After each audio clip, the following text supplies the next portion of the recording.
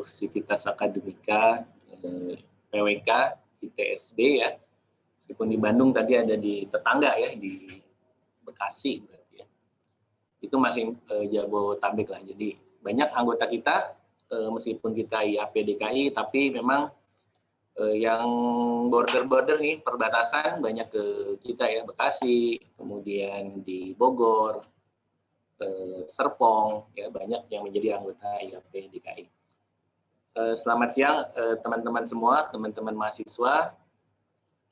Senang saya pribadi di sini atas nama IAP DKI bisa berkesempatan berbagi cerita mungkin ya terkait dengan profesi dan tuntutan tantangannya ke depan profesi sebagai planner ya. Mohon izin dibantu Mas Amri nih mungkin bisa share paparannya ya. Nah, kami di IAP tentu teman-teman adik-adik semua mengetahui ya bahwa IAP ini adalah asosiasi profesi bidang PWK, bidang perencanaan wilayah dan kota. Jadi kalau misalkan nanti setelah lulus dan menggeluti di dunia planner, tentu teman-teman semua akan mencari asosiasi profesi yang bisa mengeluarkan sertifikasi bidang PWK. Dan saat ini kita, IAP, adalah satu-satunya organisasi profesi ya, bidang perencanaan wilayah dan kota, yang juga mengeluarkan sertifikasi bidang perencanaan wilayah dan kota. Nah, nanti mungkin setelah lulus ya 1-2 tahun pengalaman baru bisa menjadi anggota. Nah, setelah 2 tahun pengalaman bisa mengajukan sertifikasi menjadi anggota certified anggota gitu ya. Nah, saya di sini sedikit berbagi saja mengenai profesi kita dan tantangan-tantangannya dalam 10, 20, 30 tahun ke depan. Nah, ini tentunya tidak terlepas dari perubahan di sisi baik itu di negara kita maupun di sisi lingkup yang lebih luas yaitu di lingkup internasional. Nah, saya ingin memberikan sebuah gambaran secara global dulu nih ya. Di sini kita mengalami 10 tahun ke depan 2020 2030 ini kita Mas Andri mengalami adanya beberapa perubahan yang sangat signifikan. Kita bisa lihat di sini megatrend 2020-2030 yang terjadi. Yang pertama itu adalah adanya pergeseran ekonomi, ya, pusat peradaban dunia, pusat perekonomian dunia. Nanti kita lihat ya. Kemudian juga pergeseran yang kedua yaitu adalah adanya perubahan iklim dan kelangkaan dari sumber daya.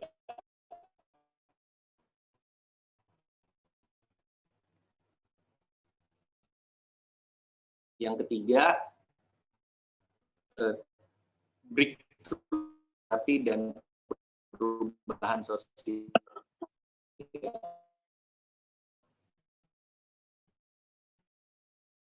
Nah, di 5 ini satu lagi tambahannya sekarang 19 yang tentunya akan memberikan dampak semuanya ini ke 6 poin ini memberikan dampak yang sangat serius, sangat besar dalam dunia perencanaan dan tentunya bagi profesi kita di masa mendatang.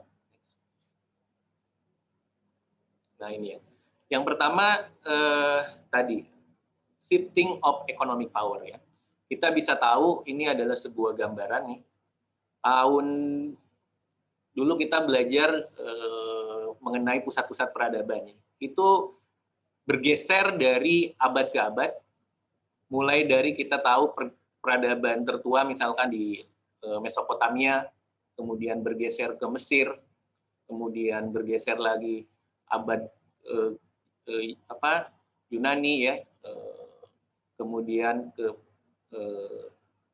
dunia Arab Timur Tengah, kemudian ke Turki, kemudian abad berikutnya sekitar 1500-1600 itu ke Eropa, di Inggris, 1700 itu bergeser lagi ke Amerika. Nah, sekarang ini pergeseran kekuatan itu berada di dekat kita. yaitu di Cina dan India. Nah, ini sebuah studi dalam sebuah bukunya Profesor Mahbubani, bukunya The New Asian Hemisphere, itu memproyeksikan sebelum 2050 Asia akan menjadi kekuatan ekonomi global. Dan sekarang pun nampaknya sudah kejadian ya, di mana Amerika sangat ketakutan akan dominasi China, dan itu menggambarkan pergeseran ini semakin ke arah timur, yaitu ke dekat kita, tetangga kita di Cina dan India. Itu sebuah kondisi yang perlu kita pahami gitu ya. Kemudian yang kedua ya, pergeseran yang kedua juga sangat perlu kita pahami adalah perubahan iklim dan kelangkaan sumber daya. Di sini kita bisa lihat kebutuhan mengenai air bersih ya, makanan, kemudian energi, itu sudah sangat terbatas, dan juga adanya perubahan iklim, yang mana perubahan katakanlah temperatur di mana lingkungan kita hidup, dan banyak sekali kondisi ini yang harus kita pertimbangkan dalam penyusunan rencana. Kalau dulu zaman saya kuliah itu belum ada sebuah mata kuliah mengenai perubahan iklim gitu ya. Tapi ketika lulus tahun 2005, 2000, kemudian 2009, 2010 sangat banyak sekali mainstreaming perubahan iklim ke dalam dunia perencanaan. Ini yang sangat harus kita perhatikan. Mungkin sekarang di kurikulumnya sudah ada tuh di kuliah bagaimana adaptasi dan mitigasi terhadap perubahan iklim dalam konteks perencanaan begitu. Yang ketiga adalah perubahan teknologi yang sangat drastis gitu, yang sangat cepat. Kita bisa tahu bahkan sekarang pun ya, yang kita lakukan ini kan adalah sebuah breakthrough dari teknologi gitu, bahwa semua kuliah ya, teman-teman pasti 1-2 semester ini kan kuliahnya dari secara daring gitu ya. Kemudian penggunaan Internet of Things ya di dalam semua aktivitas hidup perkotaan. Tahun depan kita lihat, atau 2 tahun ke depan, Jakarta itu hanya bisa dapat ditempuh dalam waktu 1 jam ya, dengan adanya high speed train. Dan kedepannya mungkin kemacetan-kemacetan itu bisa berkurang, mungkin generasi teman-teman ya, ataupun nanti generasi anak-anak kita gitu sudah mulai ada mobil terbang. Nah, hal-hal ini yang harus juga kita antisipasi dalam perencanaan ke depan. Yang keempat itu adalah dari sisi demografi. Ya. Kita tahu kalau di Indonesia itu kita mengalami atau mempunyai sebuah kesempatan adanya bonus demografi pada kurun waktu 2020, 2030, 2040, dengan puncaknya yaitu diperkirakan pada tahun 2030. Nah, ini juga sangat mempengaruhi bagaimana cara kita merencanakan sebuah kota gitu ya. Ini perubahan dari sisi demografi. Kemudian berikutnya pergeseran yang kelima adalah urbanisasi, yaitu kalau tadi secara global shifting to the east ya, perubahan pergeseran kekuatan ekonomi dari barat ke timur. Nah, yang ini adalah perubahan pergeseran dari kehidupan pedesaan menjadi kehidupan perkotaan. Jadi global shifting to the cities. Ini beberapa poin utama yang mengindikasikan hal tersebut adalah bahwa GDP dari 600 kota di dunia itu akan mencapai 30 triliun dolar atau mencapai 65% dari total GDP dunia. Kemudian konsekuensinya dibutuhkan penambahan 85% luas lantai dari bangunan yang ada sekarang, dibutuhkan penambahan 80 miliar kubik air bersih di kawasan perkotaan, dan juga dibutuhkan penambahan untuk investasi infrastruktur perkotaan. Nah, ini hal-hal yang perlu kita cermati juga, kita pahami bahwa di Indonesia sendiri sejak tahun 2010 lebih dari 50% penduduk itu sudah hidup di kawasan perkotaan. Nah, urbanisasi di sini tidak hanya perpindahan, tentunya, tetapi juga adalah proses mengkota. Jadi yang artinya tadinya adalah desa, kemudian secara perlahan berubah ya menjadi perkotaan, menjadi kota dan perkotaan. Nah, hal inilah yang juga perlu kita pahami bahwa kita ini sedang dalam proses yang semakin cepat urbanisasinya. Jadi proses mengkota gitu ya. Berikutnya yang ini kita bisa lihat juga di sebelum ke-6 ya. Ini perbandingan GDP dari kota-kota di dunia dan Indonesia gitu. Bahwa large city dengan jumlah penduduk 5 sampai 10 juta itu share-nya GDP-nya 11% ya, dan bisa share populasinya 10 gitu. Nah, ini bisa kita lihat, sedangkan di untuk Indonesia annualnya ini pertumbuhannya di 5,3. Oke, sedangkan yang pertumbuhan di pedesaan ini relatif lebih kecil gitu ya. Berikutnya. Nah, kemudian yang ke-6 juga yang tidak kalah pentingnya adalah post-pandemic shifting, gitu, pergeseran setelah pandemi kita. Nah, alhamdulillah sekarang sudah ada vaksin gitu. Nah, kita mungkin akan lebih tenang dalam beraktivitas, tetapi setelah pandemi ini akan ada pergeseran, baik itu dari sisi kesehatan, kemudian manufaktur industri, kemudian real estate ya, dan juga retail, dan tentunya dunia finansial. Nah, kita bisa lihat dari sisi kesehatan, kita lebih care terhadap kesehatan, kemudian juga fasilitas-fasilitas kesehatan sudah dengan adanya teknologi ya juga bisa yang konvensional sudah mulai bisa ter-replace, tergantikan begitu. Kemudian juga untuk real estate ini sudah mulai berkembang, co-working lebih banyak lagi, tidak pada hanya perkantoran konvensional, tetapi juga di kawasan perumahan sudah mulai ada co-working, dan beberapa contohnya sudah ada ya. Beberapa developer sudah membuat sebagai salah satu fasilitas umumnya ya, itu adalah co-working space di kompleknya seperti itu. Kemudian juga untuk retail ya udah sangat ada perubahan, dan tentunya yang layanan keuangan juga ya, cashless transaksi sudah mulai lebih berkembang begitu. Nah, hal-hal ini yang tentunya juga pasti akan berpengaruh terhadap konsep-konsep perencanaan yang kita lakukan. Next. Nah, ini saya cuplik dari sebuah kajian yang dilakukan oleh IAP ya, terkait dengan pergeseran-pergeseran tadi. Kalau kita masukkan ke dalam konteks di Indonesia, mungkin seperti ini.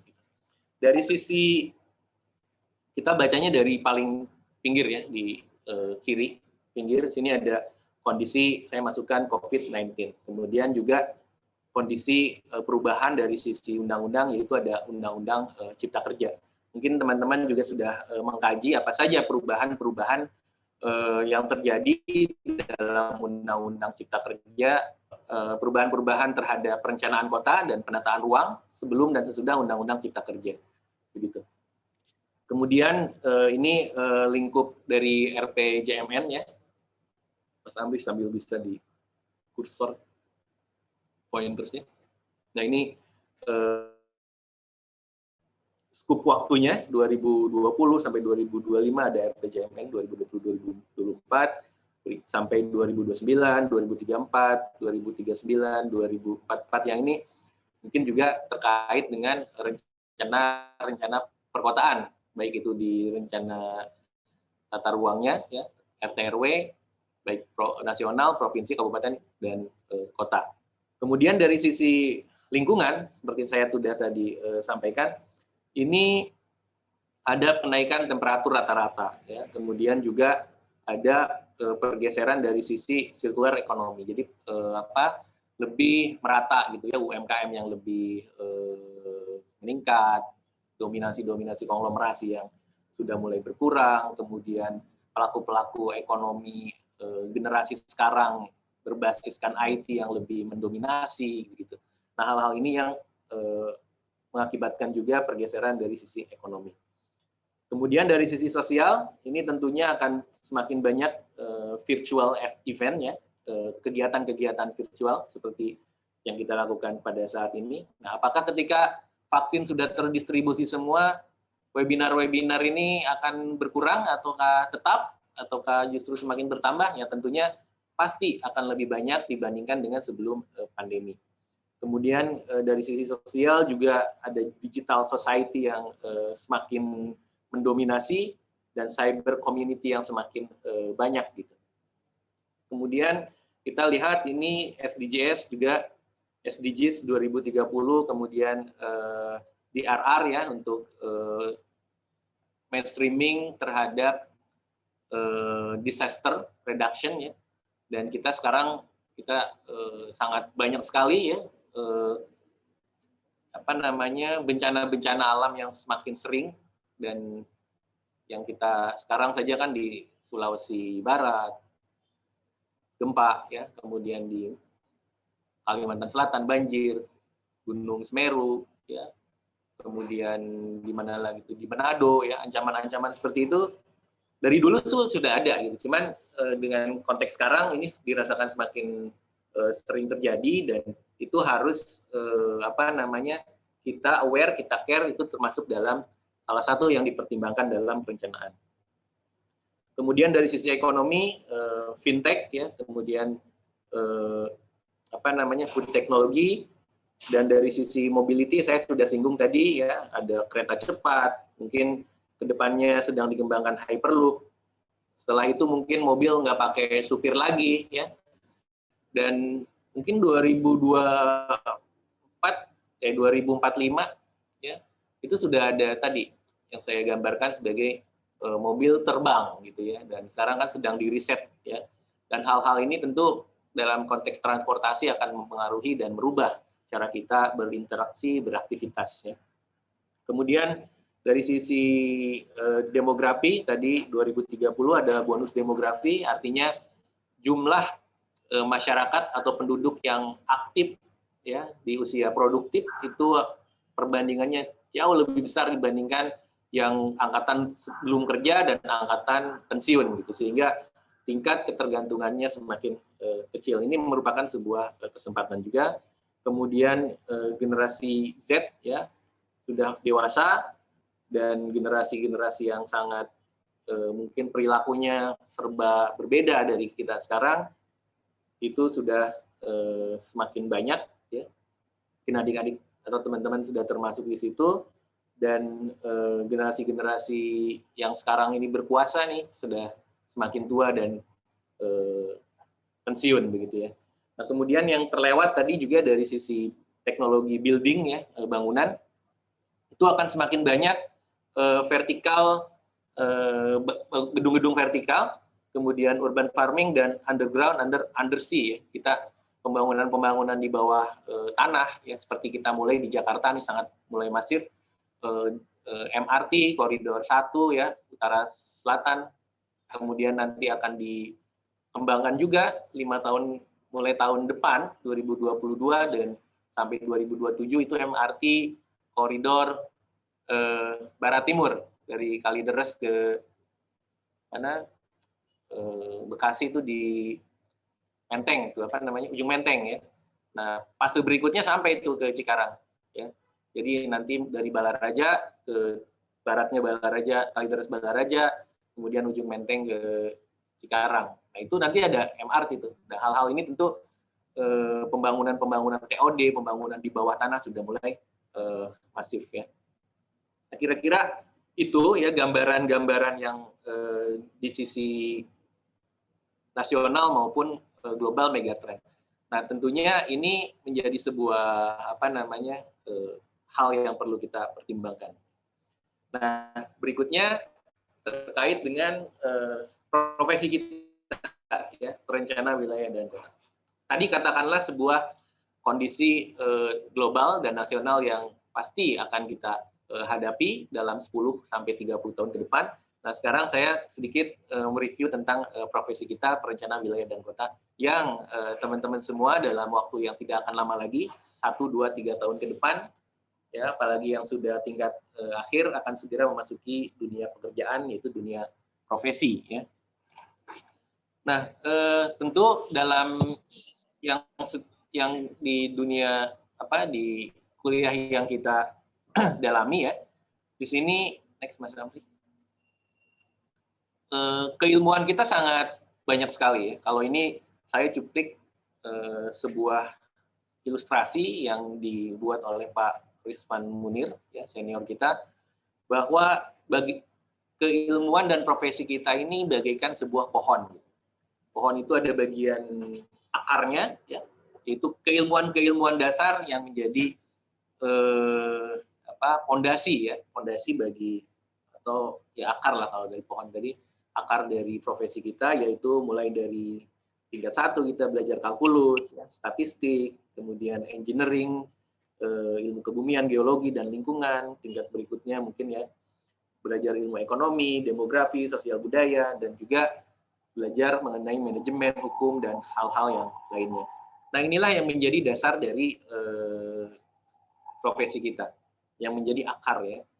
Nah, di batangnya sendiri itu ada regional planning, perencanaan wilayah, perencanaan transport, kemudian perencanaan kota, ya, kemudian community development, site planning, strategic planning, dan ini yang agak di bawah ini adalah metode-metode, ya, strategic planning, teknik evaluasi, teori, planning teori, kuantitatif dan kualitatif analisis, studi pembangunan, dan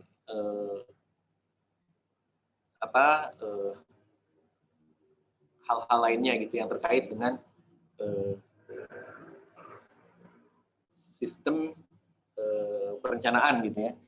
Nah, sedangkan di bagian daun atau buahnya ini ada apa saja? Ini ada rencana tata ruang wilayah, ya, yang makro, kemudian rencana transport, rencana lingkungan, kelautan, infrastruktur dan perumahan, bahkan ini ada pertanian, tourism, ya, pariwisata, finance, public service, lokal ekonomik, dan perencanaan pembangunan gitu. Nah, ini adalah buah-buahnya yang akan, atau produk-produknya, ya, produk dari sebuah perencanaan. Nah, teman-teman sekarang sedang berada di bagian akar dan batang gitu. Jadi mencoba untuk memahami keilmuan dan juga kerangka instrumen analisisnya gitu. Nah, nanti itu semua ketika masuk di dunia profesi itu akan masuk menghasilkan tadi daun, buah, ya, segala macam itu yang warna hijau tadi. Itu produk-produknya gitu. Berikutnya. Nah, kalau kita masuk ke sini, ya, pekerjaan lulusannya nanti setelah lulus mau kerja apa, tentunya ini menjadi sebuah tanda tanya juga bagi teman-teman mahasiswa, ya, kebanyakan kan di sini. Cuman mungkin ini ada juga yang umum, ya, teman-teman umum, karena di posting di medsos pasti teman-teman Bapak Ibu juga banyak yang bukan mahasiswa, mungkin ada yang ikut juga gitu. Tapi ini secara garis besar, ya, nanti teman-teman ketika lulus itu bisa bekerja di pemerintahan, baik di pusat maupun di daerah. Kalau di pusat contohnya di Bappenas, kemudian kementerian yang cukup banyak itu rekan-rekan saya khususnya di Kementerian ATR, PU, Kemendagri, PDT, Perekonomian, BKPM, Pariwisata, Lingkungan Hidup. Di daerah bisa di Bapeda, Dinas Tata Kota, Dinas Tata Ruang, Dinas PU, dan dinas-dinas yang terkait. Juga bisa bekerja di bidang konsultan. Sebagai konsultan, baik itu tenaga ahli konsultan atau tenaga ahli yang bisa tenaga ahli perencana atau urban design, ya. Kemudian juga bisa menjadi pengusaha konsultannya, gitu, ya. Kemudian di bidang lainnya, bidang real estate, bisa menjadi profesional di developer, kemudian bisa profesional di konsultan real estate, juga bisa sebagai pengusaha developer. Kemudian juga bisa bekerja di lembaga internasional atau donor, ya, bisa di World Bank, UNDP, ADB, donor-donor negara-negara seperti Jerman GIZ segala macam ya, itu bisa juga bekerja di situ. Kemudian bisa di LSM juga, lembaga swadaya masyarakat, sebagai ahli riset, sebagai analis data ataupun sebagai aktivis. Nah, kemudian juga bisa menjadi akademisi, menjadi dosen dan mengabdi atau berkegiatan di kelompok riset, dan juga bisa sebagai politisi, kepala daerah, anggota dewan, konsultan politik, aktivis politik. Nah, senior-senior kita, rekan-rekan kita semua tersebar banyak di bidang-bidang ini. Dan juga yang kuning ini yang lainnya ya, di luar bidang planning, bisa yang banyak biasanya sebagai bekerja di sektor keuangan, perbankan, pekerja seni, ya, seniman, kemudian juga pengusaha atau entrepreneur. Banyak juga yang bekerja di bidang-bidang ini. Nah, ini mungkin beberapa pilihan ya bagi teman-teman nantinya. Nah, tentunya ketika ini masih terkait dengan bidang perencanaan wilayah dan kota yang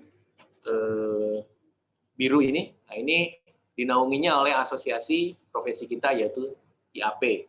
Meskipun tidak semuanya memerlukan sertifikasi, tetapi kita menaungi semuanya, gitu ya. Nah, itu pilihan saja nanti untuk mengambil sertifikasi atau tidak. Ini sekilas tentang profesi, gitu. Nah, dari kondisi yang tadi ya, next.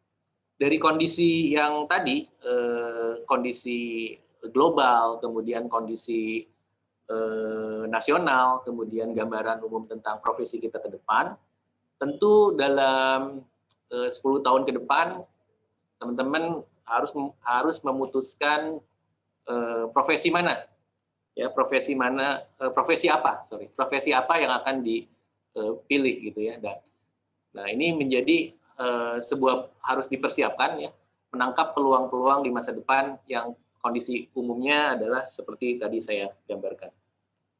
Berikutnya, nah ini mungkin yang harus kita pertimbangkan juga ya, atau harus kita kuasai gitu ya, ketika kita mengambil apapun profesi di masa depan itu. Yang pertama, bahwa semakin ke sini semua profesi itu semakin terspesialisasi. Jadi semakin khusus gitu. Misalkan kita sebagai seorang planner, meskipun keilmuan kita tadi banyak, ya, tapi pada akhirnya nanti ketika masuk profesi, secara sadar atau tidak sadar, kita akan terspesialisasi pada satu keahlian tertentu. Kita akui atau tidak gitu ya. Ada teman-teman nanti yang lebih tertarik misalkan untuk bidang perumahan ya, atau infrastruktur atau urban design. Semakin terspesialisasi, semakin skill kita banyak atau terlatih di situ, itu akan memberikan daya tawar dan memberikan sebuah tentunya penghargaan yang lebih besar gitu ya, dibandingkan dengan yang umum-umum saja. Dan di semua profesi sudah arahnya seperti itu. Bahkan di tenaga konstruksi ya, spesialisasi itu bisa sampai sangat detail ya. Misalkan tukang ahli batu bata gitu, ahli beton, itu ada beton pracetak dan sebagainya, itu sudah sangat spesifik. Dan trennya secara internasional pun seperti itu. Nah, sekarang kita di komunitas ASEAN juga ya, di MEE itu juga sudah menerapkan itu. Jadi semakin kita mempunyai keahlian yang terspesialisasi, kita akan semakin spesial, tingkat penghargaan dan juga tingkat kebutuhannya juga akan lebih spesifik gitu ya. Ini yang perlu kita sama-sama pertimbangkan di bidang mana atau di spesialisasi mana kita akan perdalam gitu. Kemudian yang kedua, peluang berikutnya adalah potensi kota menengah. Ini ada sebuah riset menarik juga ya. Jadi mayoritas kota-kota yang mempunyai pertumbuhan besar tinggi gitu, itu ternyata adalah kota-kota yang di luar Jawa gitu. Ya mungkin Jawanya sudah meskipun dominan, tapi pertumbuhannya sudah semakin mengecil. Nah, kita lihat ini yang dot hijau ini ya. pertumbuhan GDP-nya lebih dari 7%. Kemudian ini tentunya saya keluarkan kondisi COVID sekarang ya. Jadi karena kondisi COVID katakanlah unusual lah ya, itu extraordinary event gitu. Nah, kita lihat ini yang hijau-hijau nih pertumbuhannya lebih dari 7%. Kemudian yang kuning, orange itu antara 5-7%, dan yang merah ini dotnya adalah kurang dari 5%. Nah, kita lihat di sini adalah kota-kota yang merupakan kota kecil dan kota menengah memiliki pertumbuhan yang lebih besar, meskipun memang secara tren growth kondisi yang kota yang sudah besar tingkat pertumbuhannya pasti akan lebih kecil ya, karena sudah jenuh gitu. Tapi ini adalah sebuah peluang juga yang mungkin teman-teman di sini berasal tidak dari Jakarta atau di luar Jawa ya. Ini potensi juga untuk mengembangkan kota-kota menengah ya di tempat tinggalnya masing-masing ataupun kota-kota yang lainnya. Termasuk rencana pemerintah memindahkan ibu kota ya, meskipun pastinya tertunda begitu, ke Kalimantan. Itu adalah dalam rangka juga spread the growth dan juga sebuah peluang bagi kita ya, terutama yang di daerah untuk mengembangkan daerahnya atau kembali ke daerah. Jadi ada sebuah peluang potensi kota menengah yang semakin growth gitu ya. Berikutnya, nah ini tentunya next, penguasaan teknologi juga sangat penting ya. Sekarang konvensional seorang planner kalau hanya bisa nulis, bikin rencana tanpa sebuah penguasaan teknologi, itu juga sudah tidak zamannya lah ya. Maksudnya kita harus tadi menguasai, selain terspesialisasi juga menguasai aspek-aspek teknologi yang ada di dalam profesi itu ya. Baik itu teknologi GIS ataupun teknologi-teknologi lainnya. Kita lihat teknologi gedung juga ya, yang green building ya, kita kaitannya sama Internet of Things gitu, juga untuk penggunaan teknologi dalam perencanaan kota ataupun dalam perencanaan bangunan, itu juga harus kita pikirkan kita mau punya senjatanya di mana gitu. Kemudian yang tidak kalah pentingnya juga adalah soft skill dan network ya. Mumpung kita masih muda begitu, teman-teman masih sangat berkesempatan banyak untuk mengeksplor hal-hal yang selain tadi sisi akademis dan sisi teknis, juga soft skill-nya ya, mulai dari bagaimana berkomunikasi, bagaimana kita melakukan lobby gitu ya, atau meyakinkan orang, kemudian bisa memotivasi diri sendiri, kemudian dari sisi leadership atau kepemimpinan, tanggung jawab, kemudian bisa bekerja dalam tim, bisa problem solving itu mengatasi berbagai macam masalah dengan berbagai macam pendekatan, kemudian berani mengambil keputusan, kemudian juga fleksibel ya, kemudian kemampuan untuk bekerja di bawah pressure dan tenggat waktu.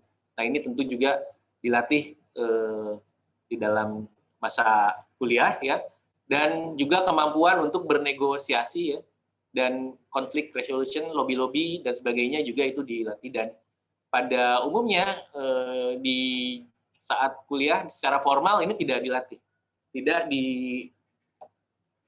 tidak secara mendalam, secara khusus diasah gitu ya, dan teman-teman bisa mengikuti, melatih soft skill ini dalam aktivitas-aktivitas kemahasiswaan, aktivitas-aktivitas organisasi, bisa menjalin baik itu di himpunan misalkan atau di BEM ataupun di organisasi-organisasi yang seni ya. Yang penting lebih banyak berkomunikasi, lebih banyak mengambil peran dalam komunitas gitu. Hal-hal seperti itu secara tidak langsung, secara sadar atau tidak sadar, itu baru akan terasa ketika misalkan setelah kerja atau setelah lulus gitu ya. Nah ini mumpung masih kuliah, ini coba diasah gitu ya, skill-skill dan network seperti ini. Berikutnya, nah ini juga beberapa skill yang dibutuhkan ya, saya cuplik dari American Planning Association, EPA itu IAP-nya Amerika, begitu ada 13 skill yang dibutuhkan oleh seorang planner agar menjadi planner yang handal ya. Ini bisa dibaca secara detail, tetapi pada umumnya yaitu secara garis besar, yaitu pengetahuan, yang pertama pengetahuan tentang struktur spasial kota atau tata ruangnya, kemudian kemampuan untuk menganalisis informasi demografik, ya, kemudian tentang evaluasi dan rencana proyek, melibatkan masyarakat luas dalam pengambilan keputusan, kemudian mengetahui proses dan program pemerintah kota, lalu dampak lingkungan dan dampak sosial dari sebuah keputusan perencanaan, kemudian kemampuan untuk bekerja dengan publik dan mengartikulasikan isu perencanaan dengan berbagai lapisan masyarakat. Jadi selain bekerja dengan masyarakat juga kita harus bisa memilih dan meyakinkan masyarakat atau publik mengenai isu-isu perencanaan yang kita rasakan atau kita nilai penting. Kemudian juga kemampuan untuk berfungsi sebagai mediator dan fasilitator ya ketika terjadi konflik dalam masyarakat. Kemudian ini kita harus mengerti juga ya tentang dasar hukum tata ruang dan tata guna lahan. Kemudian interaksi antara ekonomi, transport, pelayanan masyarakat dan penggunaan lahan. Yang berikutnya kemampuan untuk mengatasi masalah, keseimbangan antara kompetensi teknis, kreativitas dan pragmatis. Kemampuan untuk melihat alternatif pada lingkungan fisik dan sosial. Dan yang ke-13 menguasai teknologi dan perangkat lunak yang berkaitan dengan substansi atau pekerjaan-pekerjaan kita perencanaan. Nah, 13 skill ini kita lihat dan tentunya ini dilatih juga ya di bangku kuliah, di kampus gitu, juga setelah nanti lulus di asosiasi juga diberikan pelatihan-pelatihan ataupun pendalaman-pendalaman terkait dengan 13 skill dan skill-skill lainnya yang dibutuhkan penunjang gitu. Itu terkait skill. Dan yang terakhir ya, ini juga teman-teman mumpung masih mahasiswa juga terus belajar ya. Tidak ada kata puas, stay hungry, ya tetap lapar, tetap tidak ada puasnya lah ya. Untuk mencari informasi, mencari pengetahuan, juga memperbanyak network, memperbanyak pengalaman dalam bangku kuliah maupun bangku atau kegiatan-kegiatan organisasi di luar bangku kuliah. Yang terakhir, ini tentu sangat penting sekali adalah positive thinking ya. Jadi dengan berpikir positif, imun kita akan semakin bertambah ya. Jadi kita semakin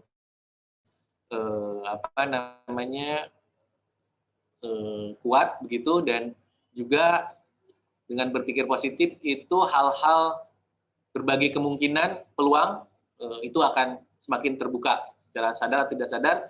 Sebaliknya kalau kita pesimis, semua gelap tertutup ya, nggak ada solusi gitu. Nah, dengan berpikir positif, melihat masa depan di 2020, 2030, 2040, apapun kebijakan nanti yang akan berubah ya, apapun megatrend yang terjadi, baik itu di global maupun di nasional, semua yang tadi saya paparkan harus kita lihat dari sisi positif sehingga nanti kita memasuki dunia kerja, dunia profesi dengan lebih optimis. Kira-kira itu yang bisa saya sampaikan. Terima kasih. Assalamualaikum warahmatullahi wabarakatuh. Waalaikumsalam. Terima kasih Pak Dani atas pemaparannya. Bagi teman-teman, gimana? Ada yang mau bertanya? Mungkin sedikit saya ini ya Pak, jadi apa yang terjadi di mahasiswa kami semenjak pandemi itu seperti ada pesimisme gitu. Gimana gimana nih Bu, banyak sekali pertanyaan, gimana nih Bu ke depan, gimana pembangunan yang akan terjadi, karena banyak sekali pada mengkhawatirkan ini sih Pak. Jadi dana-dana kan yang awalnya dari infrastruktur itu terserap ke penanganan COVID. Lalu bagaimana ini profesi kita ke depan karena banyak virtual, apa yang terjadi di masa yang akan datang gitu. Makanya topik ini kami angkat dan kami tadi Pak Dani memaparkan dengan cukup lugas sehingga mudah-mudahan membangun optimisme untuk calon-calon planner kita ini gitu ya Pak. Ya, siapa yang mau bertanya silahkan raise hand atau langsung buka mic-nya saja. Dipersilahkan. Terkait yang Mbak Kety barusan sampaikan ya, memang Ya. tahun lalu ya, tahun 2019 kan semua memang shock ya. Yep. Jadi orang tua kita, generasi kita itu tidak pernah ada yang mengalami pandemi seperti itu. Jadi semua shock gitu. Termasuk pemerintahnya juga kaget, ya kan? Semua berubah, strategi penganggaran segala macam itu berubah sehingga banyak pekerjaan-pekerjaan yang bersumber dari sisi pemerintah, dari anggaran pemerintah itu tentunya dikurangi dan itu menyebabkan pekerjaan-pekerjaan bidang planning yang yang sudah berkontrak, yang sudah berjalan pun ada yang cut ya, apalagi yang belum waktu itu bulan Maret belum sempat ya udah tidak jadi gitu dan itu memang betul di kalangan kami banyak juga yang berkurang ya kegiatannya dan tentunya berpotensi secara langsung itu berkurang juga penghasilannya. Tapi itu kan tidak hanya di profesi planning gitu. Ya. Tidak hanya planner. Semua jenis pekerjaan mengalami hal yang sama ya. Artis sama nggak bisa konser ya kan. Yeah. Cuman bisa di YouTube aja. Itu semua. Jadi kekhawatiran itu tentu hal yang wajar. Apalagi mahasiswa gitu kan udah mau lulus nih nanti kerja di mana gue akan itu seperti itu ya kan itu hal yang wajar tapi kita kan akan mencari titik keseimbangan baru ya 6 bulan 9 bulan terakhir kita sudah mulai mencoba setiap pribadi kita mencari keseimbangan baru kegiatan-kegiatan pekerjaan sudah mulai bergerak kembali dan tentunya dengan adanya vaksin ini kan harapan kita semua tahun ini targetnya semua target optimisnya katanya ya tahun ini selesai vaksinnya mudah-mudahan efektif ya kan pesimisnya 3,5 tahun baru selesai tapi semua itu akan mencari keseimbangan baru dan tahun ini pun ya tahun 2021 kegiatan-kegiatan planning itu sudah mulai kembali berangsur menuju normal begitupun bisnis ya di real estate drop semua ya hotel okupansinya cuma 10% dari hotel yang besar itu ada 300 kamar yang isi cuma 10 kamar gitu 30 kamar maksimal nah sekarang sudah mulai ini lagi itu semua terjadi jadi ini adalah kondisi yang tidak akan selamanya ya jadi ketika itu nanti sudah berakhir ya itu kita akan kembali mendekati kondisi normal dan juga dunia planning pasti sekarang sudah mulai berangsur pulih, pekerjaan-pekerjaan juga sudah mulai berjalan. Ya. Dan kita memang harus lebih kreatif, lebih hati-hati tentunya juga untuk mencari peluang-peluang dan opportunity dalam planning. Gitu. Ya. Itu paling kaitan. Ini juga mungkin terkait dengan pertanyaan Pak Kastono yang ada di dalam chatroom. Apa persiapan yang harus dikuasai oleh calon planner agar nanti bisa bersaing di dunia kerja? Mungkin tadi dijelaskan oleh Pak Dani adalah menjadi seorang planner, tapi nanti pada saat di dunia kerja itu bagaimana cara bersaingnya begitu Pak? Mungkin terkait dengan tadi diskusi kita, kita beradaptasi sebagai seorang planner selama masa pandemi ini. Ya, persiapan yang harus dikuasai oleh calon planner ya. sebetulnya apa yang saya tadi paparkan sih terkait dengan tentu ya kalau bidang akademisi itu katakanlah itu mutlak lah ya, harus menguasai, kemudian dapat nilai bagus, itu harus lah saya kira sebagai seorang mahasiswa harus menjadi target ya. Lulus dengan nilai bagus, kemudian menguasai keilmuan, kemudian setelah itu sambil nilai bagus tapi juga harus aktif gitu ya, dari sisi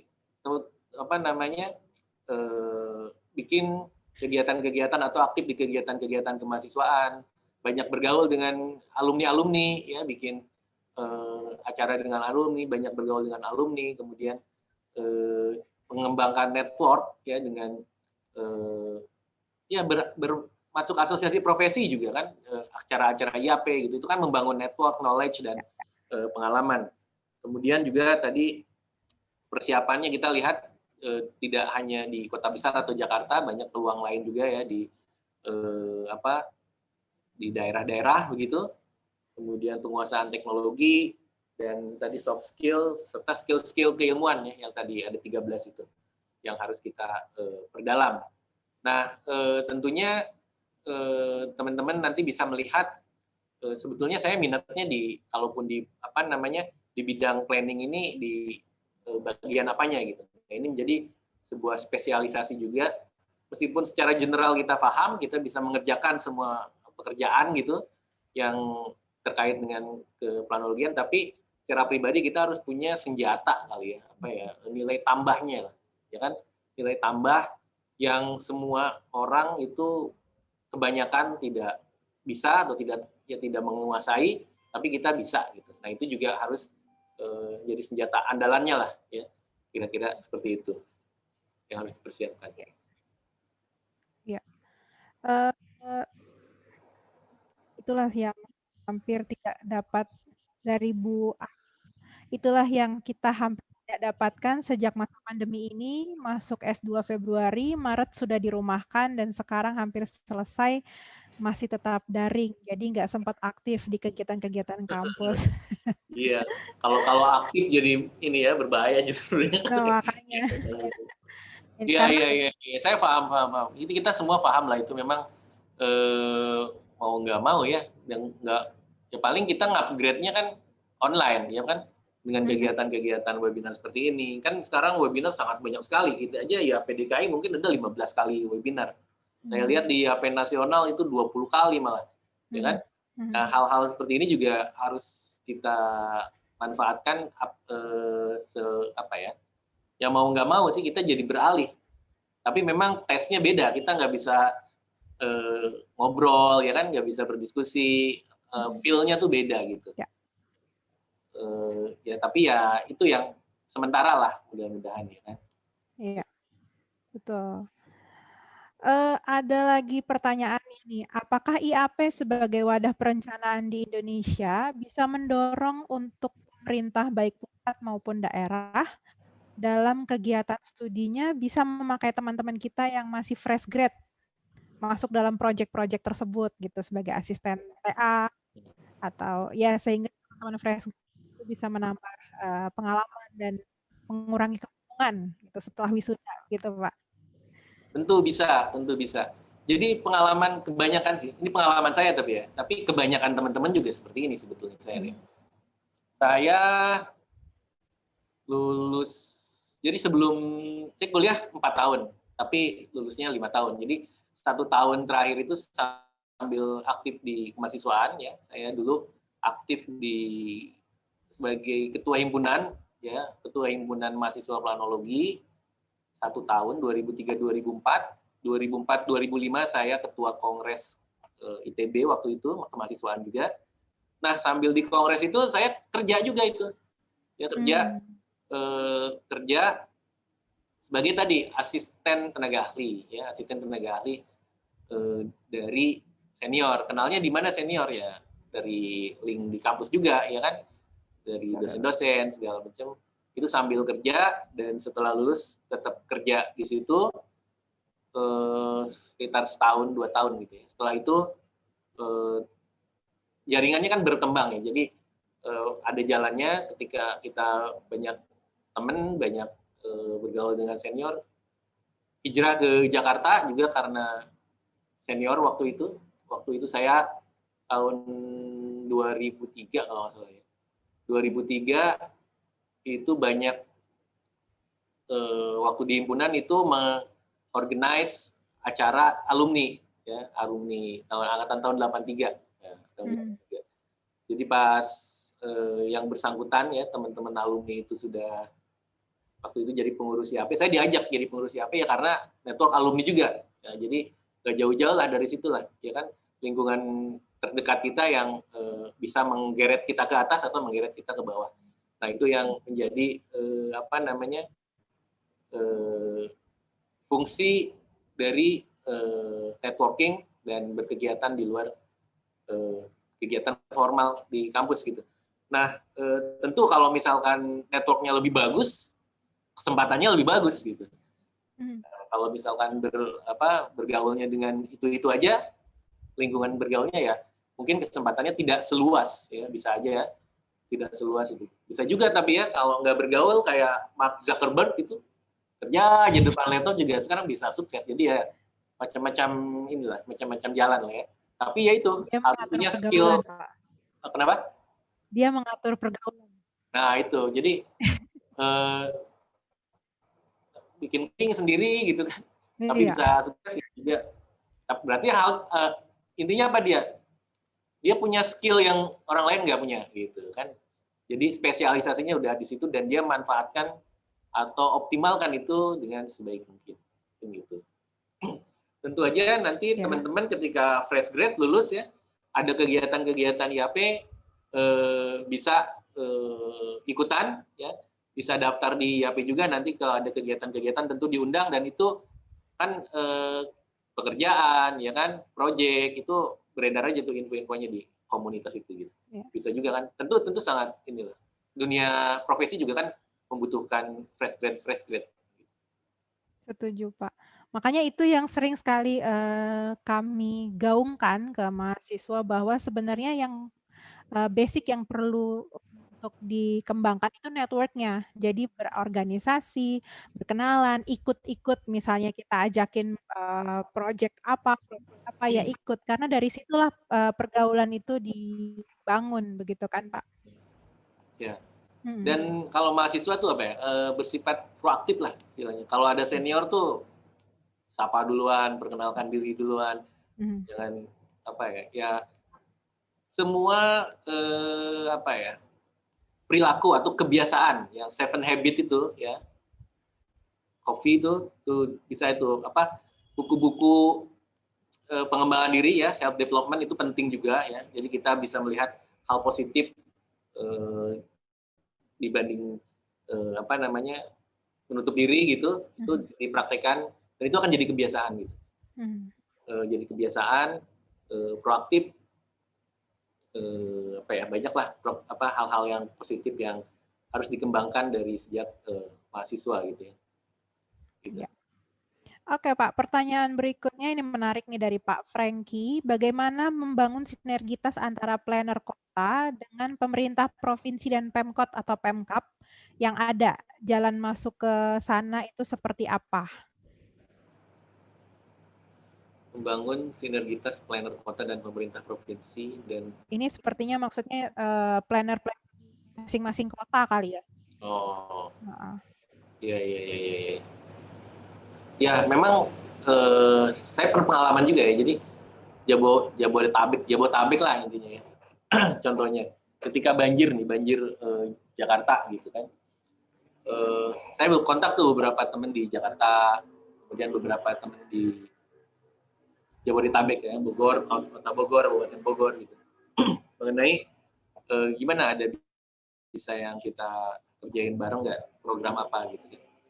Nah ini memang terkadang ada ego juga ya, ego masing-masing daerah. Kalau misalkan kita contoh banjir tadi, salah satu banjir di Jakarta itu adalah dikarenakan misalkan kawasan puncak yang dibangun terlalu masif gitu, sehingga resapan airnya berkurang. Nah salah satu idenya itu adalah bagaimana menambah waduk, embung, gitu kan, resapan di kawasan hulu gitu. Nah, ini kan kepentingannya untuk kepentingan banjir Jakarta, lahannya ada di Bogor. Nah, ada ya beberapa yang di Bogor mempertanyakan, ya udah, kalaupun dibangun di sini kan untuk kepentingan Jakarta, berarti harus ada transfer dana untuk membangun itu segala macam, itu hal-hal seperti itu. Nah, memang dalam konteks region gitu ya, itu kan memang ego daerah, ego sektoral itu harus agak dikebelakangkan. Jadi ada kepentingan bersama yang harus menjadi prioritas. Nah ya, nah itu yang memang kadang-kadang terjadi itu antara planner di lintas kabupaten atau kota. Ya, makanya harus ada yang bisa menjadi mediasi lah, di planner yang lintas kabupaten kota. Dan memang seharusnya seorang planner itu ya, apabila sudah tingkatan madya atau utama, itu analisisnya tidak bisa analisis administratif aja, tapi di lingkungan sekitarnya gitu, atau daerah-daerah sekitarnya, sehingga ego daerah, ego sektoral itu di benaknya planner itu harusnya tidak ada gitu. Karena dari awal sejak mahasiswa kan kita dilatih untuk berpikir komprehensif ya, lintas sektor. Nah, sehingga sekat-sekat itu cuman memang setelah masuk di sebagai PNS atau sebagai aparat kali ya, ya dia pasti ada inilah mengedepankan wilayahnya atau kawasannya, kira-kira gitulah. Oke, pertanyaan berikutnya dari Ibu atau Mbak Tika ini.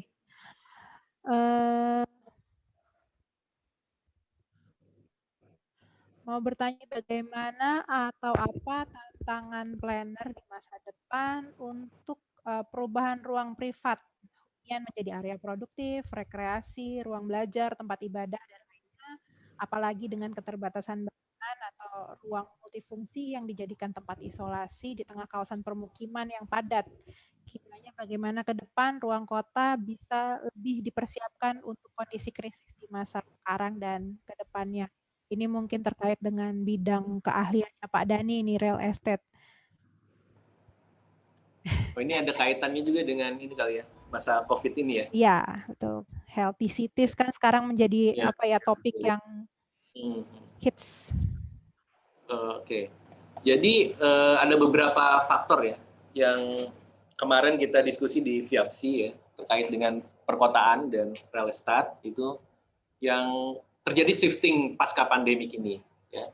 Yang pertama itu adalah ruang-ruang publik ya, ruang-ruang publik itu kuantitasnya sebisa mungkin ditambah begitu, ruang publik itu. Kemudian interaksinya yang dikurangi. Jadi space-nya ditambah tapi interaksi dikurangi. Itu yang misalkan taman-taman itu harus ditambah ya, karena kita tapi nambahnya memang PR kembali ini dari sisi tataran konsep ya. Jadi itu ditambah tapi interaksi dikurangi. Yang kedua adalah dari sisi bangunannya ya. Jadi sekarang kita mau masifkan vertikal kan, hunian vertikal ya kan. Tapi jarak antar bangunan harus diperhatikan, itu dibuat memperhatikan sinar cahaya matahari. Jadi meskipun vertikal tidak boleh berdempet-dempetan sangat gitu. Harus ada jarak sehingga udara segar itu bisa bersirkulasi. Itu dari sisi bangunan, teknologi bangunannya tentu saja ya. Kemudian yang ketiga itu dari transportasi ya. Di satu sisi kita ingin transportasi massal ya kan. Di sisi lain sekarang ini nggak boleh, massal-massal nggak boleh gitu. Nah, jadi memang ada bagaimana kita mengatur kalau misalkan MRT ya.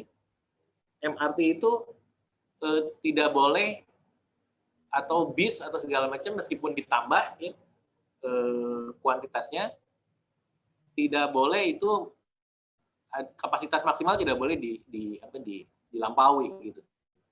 Hal-hal seperti itu. Kemudian untuk yang di swasta tadi perkantoran sekarang sudah sangat berkurang ya, perkantoran sangat berkurang dari sisi penjualan juga dari sisi rental ya atau sewa itu banyak tuh yang di Sudirman Tamrin itu berkurang tuh. Terus sekarang orang-orang sudah banyak yang 50-50 lah di kantor setengah, kemudian di rumah setengah sehingga kebutuhan ruang kantor juga berkurang. Tapi kebutuhan terhadap teknologi atau teknologi informasi, kekuatan internet di rumah, di kawasan perumahan jadi semakin tinggi gitu kan. Jadi perlu jadinya suka ngedown kan internetnya karena satu komplek pakai Zoom semua gitu. Nah ini kan repot juga. Nah inovasi-inovasi yang beberapa dilakukan di pengembang itu misalkan ya tadi buat coworking space di kompleknya itu ada tuh yang rumah new normal. Nah, komplek rumah new normal itu ada. Jadi di coworking space itu bersama di sana internetnya kencang, kemudian jaga jarak segala macam, dibikin nyaman itu adalah saya tahu beberapa ada, cuman nggak perlu disebutkan mereknya di sini. Itu. Kemudian ruang belajar tempat ibadah ya kalau tempat ibadah sih mungkin mengikuti protokol aja ya karena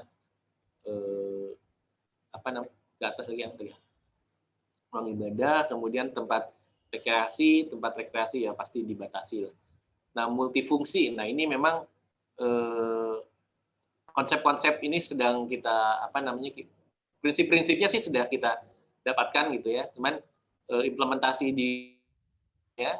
contohnya nih di Jakarta gitu tahun 2021 mau ada RDTR, bagaimana ini konsep-konsep optimalisasi ruang publik, tempat ibadah, gitu ya, kemudian transportasi TOD segala macam itu menjadi lebih bisa mengakomodir kebutuhan sirkulasi dan kota yang sehat tadi gitu. Itu mungkin. Oke. Pertanyaan berikutnya dari mahasiswa kami mungkin bisa disampaikan langsung kali ya Pak ya boleh. Oleh Rizky Hidayatullah dari Lampung Selatan. Baik, terima kasih Bu Kety atas waktunya. Sebelumnya saya ingin berterima kasih kepada Pak Dhani atas presentasinya yang sangat jelas. Izin perkenalkan diri, nama saya Rizky Hidayatullah, mahasiswa PK ITSB 2018. Saya ingin bertanya Pak, sebagai seorang planner harus membuat perencanaan yang matang dan penting untuk melibatkan masyarakat dalam perencanaan tersebut. Nah, jika tidak kan pasti itu bakal bisa menciptakan suatu social lag atau physical lag. Nah, bagaimana jika social lag dan physical lag itu sudah terjadi? Bagaimana cara mengatasi social lag dan physical lag ini di masa depan, Pak? Fokus utama saya itu lebih ke social lag, Pak, karena perencanaannya bersifat aspasial, terutama masyarakat pedesaan kan pasti pengetahuannya tertinggal dibanding masyarakat perkotaan. Nah, menurut Pak Dhani bagaimana Pak? Terima kasih. Oke, ya ini memang aspek sosial juga menjadi sebuah isu utama ya dari proses tadi yang saya sampaikan pergeseran ya dari urban menuju dari rural menuju urban gitu. Terkadang dalam proses itu kan tidak semuanya bisa mengikuti ya, pasti ada hal-hal yang golongan masyarakat sebagian yang merasa tidak pas atau tidak cocok sehingga protes atau gimana gitu, itu pasti terjadi. Nah, seorang planner itu memang harus aware terhadap itu gitu ya, aware terhadap itu dan aspirasi atau kemauan semua masyarakat itu kan dalam perencanaan itu harus ditampung dulu tuh ya, harus ditampung, kemudian kita bagaimana bisa mengakomodir sebisa mungkin, tidak semua tapi mungkin sebagian besar keinginan atau kebutuhan dari masyarakat itu, sehingga yang tadi Mas Rizky sampaikan social lag-nya itu minimum gitu ya. Misalkan dalam sebuah pengembangan kawasan perumahan gitu ya. Itu kan biasanya berasal dari sebuah kampung atau sebuah lahan kosong gitu ya.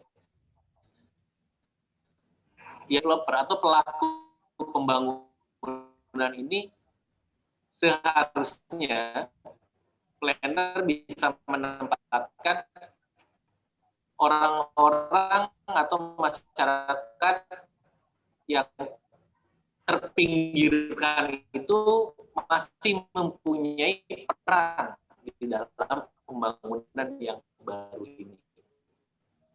Misalkan atau sebagai asisten rumah tangga, sehingga meskipun pasti ada dampak sosial, itu tidak sampai menjadi krisis gitu. Kalau like itu wajar-wajar aja, tapi jangan rendah atau terpinggiran segala macam itu bisa tetap terakomodir dalam sebuah komunitas yang lebih besar, kira-kira itulah. Jadi bagaimana planner bisa mencari keseimbangan, memenuhi kebutuhan.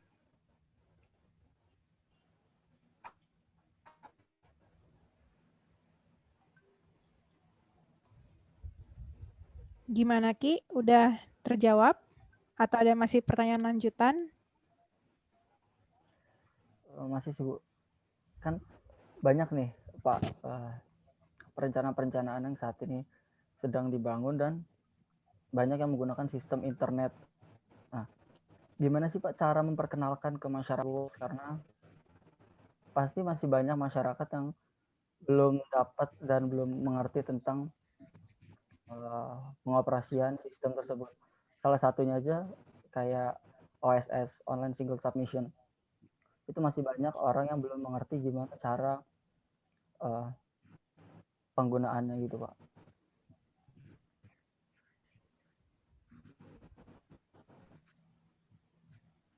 Jangankan masyarakat umum lah ya.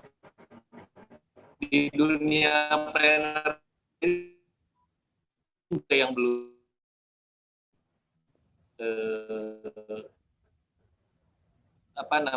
familiar dengan itu ya, karena kebijakan baru gitu. Nah, memang mau tidak harus mensosialisasikan. Ketika itu dipaksa, orang akan belajar. Nah, fungsi salah satunya dari planner yang mengawal itu, mengawal perubahan itu. Itu mungkin terkait dengan nanti sebuah komunitas itu kalau dipaksa harus itu akan belajar. Ya. Sama kayak kita sekarang. Ya dipaksa kan. Jadi bisa Zoom tiap hari nih. Dulu kan apaan nih? Iya. Betul sekali. Oke, Ki. Gimana Ki? Udah jelas Ki? Sangat jelas Bu. Terima kasih Pak Dani atas jawabannya Pak. Oke. Terima kasih Rizky pertanyaannya. Berikutnya ada pertanyaan dari Christopher Fredrickson atau Erik. Erik mau menyampaikan langsung atau mau saya bacakan saja? Karena ini terkait juga dengan sama tadi yang dipertanyakan oleh Rizky, penggunaan akses internet. Tes Bu. Ya. Erik?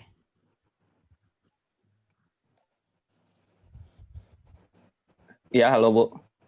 Suara saya jelas? Ya, mau jelas. Kamu on cam deh, coba biar saya bisa spotlight, saya nggak lihat.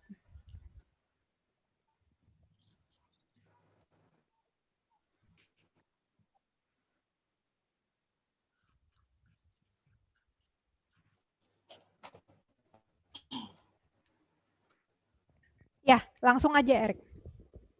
Oh ya, baik Bu. Terima kasih. Ya, baik Pak. Ya, selamat siang Pak Dani. Ya, perkenalkan saya Christopher Frederickson,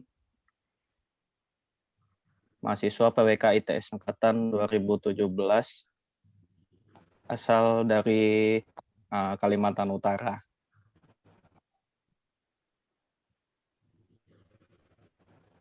Ya, pertama-tama terima kasih atas materi yang sudah Bapak sampaikan. Nah, izin bertanya Pak, semakin berkembangnya teknologi,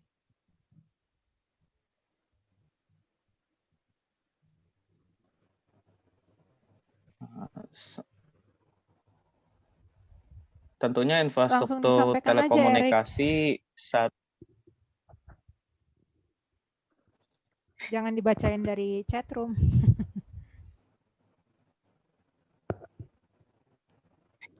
Oh iya, baik Bu, kalau begitu. Nah ini Pak, kan saya sih sharing sedikit ya Pak. Saya kan juga melakukan ya beberapa pekerjaan sambilan yang mengambil data secara kuantitatif dan kualitatif.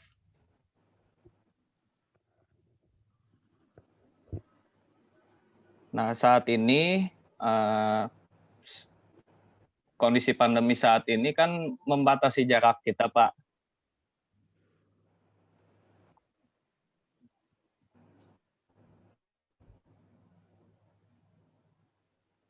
Iya, lanjut. Ya, membatasi jarak kita Pak. Nah jadi yang ingin saya tanyakan,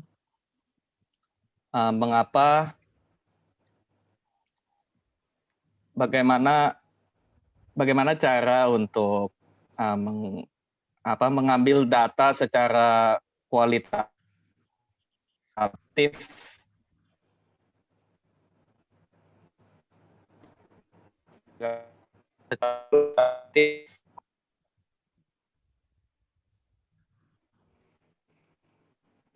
perlu untuk bertemu dengan orang di masa yang sulit saat ini.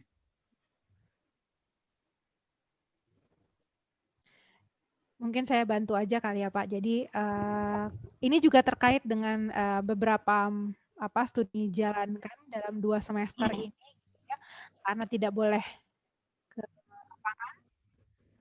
Pengumpulan data juga menjadi sangat sulit. Kita juga tahu kualitas data kita di internet juga belum terlalu baik gitu ya. Jadi mahasiswa-mahasiswa kami juga kesulitan. Samalah kita juga kalau di dunia konsultasi juga kesulitan untuk ke lapangan gitu. Jadi pertanyaan dari Erik, gimana ini pengumpulan data di masa pandemi atau dari secara virtual saja yang diperbolehkan saat ini?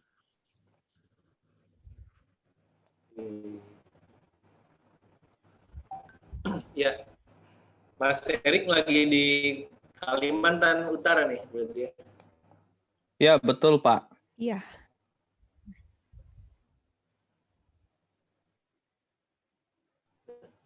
Ya, Mbak Kety, saya juga nggak kebayang ya gimana caranya untuk studio secara virtual gitu. Saya nggak kebayang juga sih. Karena kalau studio kan dulu cukup intens ya pengalaman saya ya. Jadi mulai dari ke lapangan kita kan itu simulasi real dari sebuah pekerjaan planner ya kan. Mulai dari menyiapkan survei, melakukan survei, data survei primer, sekunder, ketemu orang, cara wawancara, analisis, yang penting diskusi juga dengan anggota tim bagaimana itu planning kita susun. Nah memang kalau misalkan virtual ini ya susah juga ya. Jadi memang ada beberapa hal yang tidak bisa semuanya tergantikan dengan virtual gitu ya. Kalau rapat-rapat karena studio itu saya pikir cukup intens. Tapi nggak tahu kalau memang sudah dilakukan dan hasilnya bagus, ya itu mungkin sangat bagus gitu. Nah, saya sendiri tidak bisa membayangkan sih dengan gambaran studio saya zaman dulu gitu, kemudian studio dilakukan secara virtual, ya gimana ya gitu. Mungkin Mbak Kety lebih tahu kalau ada pengalamannya. Saya juga sama Mas Amri ini juga, dia bingung juga tuh. Mas Amri juga planologi angkatan 2010. Kalau misalkan jadi ada beberapa hal yang mungkin agak sulit dilakukan secara virtual ya. Termasuk dengan tadi halnya diskusi yang intensif, kemudian yang terkadang kan permasalahan-permasalahan dalam pekerjaannya planning itu kan harus ini ya, harus feel-nya harus dapat. Koordinatif. Ya. Dan gimana surveinya juga kan, gimana survei bisa tahu lapangannya kan pusing juga itu. Nah mungkin hal-hal itu ada beberapa hal, poinnya ada beberapa hal yang memang tidak bisa tergantikan dan itu mungkin bisa saja ditunda ketika sudah memungkinkan, ya kan. Tapi untuk beberapa hal lainnya yang mungkin terkait dengan pertukaran informasi, ya, meeting-meeting itu bisa dilakukan secara virtual. Kemudian untuk data-data kualitatif ya memang kalau ya permasalahan di kita juga ya, data yang diinginkan banyak tapi ketersediaan data itu terkadang kan sangat sedikit dan mungkin kecuali data statistik ya, data statistik sekarang hampir semua bisa diperoleh lah ya dari BPS dan BPS di daerah .id-nya. Paling updatingnya beda tahun atau 2 tahun biasanya ya, itu cukup ini juga. Cuman di luar data-data itu yang kualitatif memang ya tidak cukup lengkap sih memang di kondisi kita sekarang. Jadi ada poinnya itu ada beberapa yang bisa tergantikan, ada yang belum bisa tergantikan melalui virtual seperti ini. Gitu. Iya. Setuju Pak. Jadi mungkin sedikit sharing apa yang terjadi di studio kami di awal pandemi semester lalu itu akhirnya kami memilih yang berjalan adalah studio rancang kota dan studio wilayah. Kami memilih akhirnya studinya kalau yang rancang kota itu adalah tapak di studio tapak kalau kita zaman dulu Pak. Studio tapak itu yang berdekatan dengan rumah masing-masing. Kalau di studio wilayah menggunakan Kabupaten Bekasi karena kami juga punya relasi lah yang cukup baik dengan Bapeda di Kabupaten Bekasi begitu. Jadi pengumpulan datanya ya dikumpulkan oleh teman-teman yang ada di Bapeda gitu ya, kebutuhan datanya. Kebetulan dari teman-teman Bapeda mau membantu untuk observasi lapangan. Nah, itu yang paling sulit gitu. Dijalankan. Itu untuk yang sekarang. Kalau yang semester lalu terpaksa kami menurunkan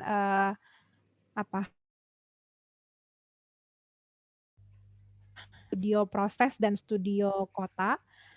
Dua-duanya sudah sempat survei sebelum kita di lockdown, disuruh di rumah aja. Pas sekali, jadi kita pulang survei di 6 Maret, ingat banget tuh di 6 Maret, kemudian pada saat setelah itu masih ada 1 minggu kuliah, setelah itu kita kampusnya lockdown. Proses analisis yang tidak bisa digantikan sebenarnya, pertemuan-pertemuan dalam satu kelompok begitu ya, itu yang sangat sulit terjadi sehingga produknya kita juga harus beradaptasi gitu. Kalau yang sekarang ini ya seperti itu yang kita jalankan. Kita juga sempat ada join studio dengan Sydney University dan ITB. Itu juga sama-sama nggak bisa dilakukan. Yang dari Australia nggak bisa terbang ke Bandung, kita juga nggak bisa bergerak ke Bandung. Itu diakalin oleh Pak Dadi. Tadi salam buat Om Dani katanya dari Pak Dadi. Diakalin sama Pak Dadi itu pakai kamera 360. Observasi lapangan. Cuman kan nggak bisa semua di cover dengan data seperti itu. Tetap masih ada, setuju sama apa yang dibilang Pak Dani, masih ada bagian-bagian tidak bisa digantikan oleh virtual apapun itu ya, pertemuan virtual atau data-data virtual dan lain sebagainya. Kita ke pertanyaan berikutnya. Ini ada pertanyaan dari Abizar, tapi mungkin menurut saya pertanyaannya sudah terjawab beberapa kali di materi Pak Dani juga sudah ada tentang apa yang harus dimiliki dan ditingkatkan untuk menjadi seorang planner profesional. Tadi sudah beberapa kali dibahas oleh Pak Dani ya. Nanti mungkin bisa dilihat saja Abizar di materinya yang di-share oleh Pak Septian. Kemudian ada pertanyaan lain dari Algi, Ananda Algifari. Ini ketua himpunan kami, Pak. Algi mungkin mau on cam, mau bertanya langsung. Boleh mungkin Bu. Apa sebelumnya sudah terdengar untuk suara saya Bu? Sudah. Sudah. Baik, cuma mungkin mohon maaf sebelumnya saya tidak bisa menyalakan video karena takut jaringannya buruk Bu. Oke. Jadi Itu takut permasalahan di terganggu. Kabupaten Bekasi, Pak. Oh, Bekasi Jaringan. udah ini dong, udah maju harusnya. Kalau hujan, Oh, hujan ya. siang itu tuh udah jaringan Silakan, udah Mas udah. Algi.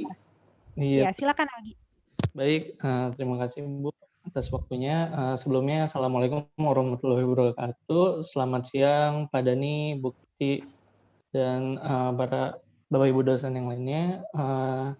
Sebelumnya saya ucapkan terima kasih Pak Dani atas materi yang sudah diberikan, karena menurut saya dan mungkin bagi sebagian besar teman-teman semua, materi yang diberikan oleh Bapak ini cukup menginspirasi kami, khususnya pada masa pandemi seperti ini, Pak. Jadi mungkin selanjutnya kami dapat gambaran gitu nanti sekiranya sudah lulus itu IAP seperti apa.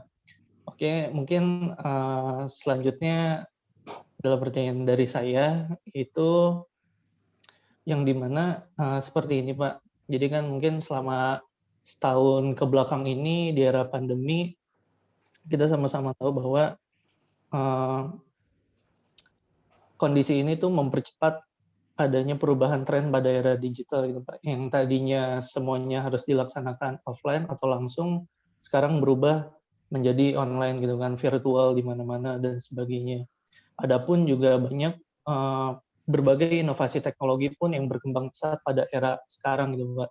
Khususnya kecerdasan buatan atau yang sering kita sebut seperti artificial intelligence. Nah, yang menjadi pertanyaan saya, mungkin nggak sih Pak, di masa yang akan datang ini profesi kita perencana wilayah dan kota ini tergantikan oleh mesin, oleh suatu kecerdasan buatan. Dan mungkin untuk sekarang sudah ada mungkin ya Pak, misalnya profesi lain nih yang sekiranya mulai tergeser dengan adanya era digital, era teknologi, atau yang mungkin sering disebut juga seperti industri 4.0 gitu, 4.0, seperti misal operator atau kasir dan sebagainya. Jadi udah banyak nih penggunaan robot seperti itu. Nah, mungkin nggak sih Pak di masa yang akan datang profesi kita ini nantinya akan tergeser oleh kecerdasan buatan tersebut. Baik, mungkin itu pertanyaan dari saya. Terima kasih Pak. Ya, terima kasih Mas Algi. Saya kira memang jangankan masa depan ya, saat ini pun beberapa hal itu sudah dalam pekerjaan yang terkait dengan PWK itu sudah tergantikan dengan itu gitu. Misalkanlah dalam RDTR OSS gitu ya, ketika perizinan itu masuk, segala masuk gitu kan, satu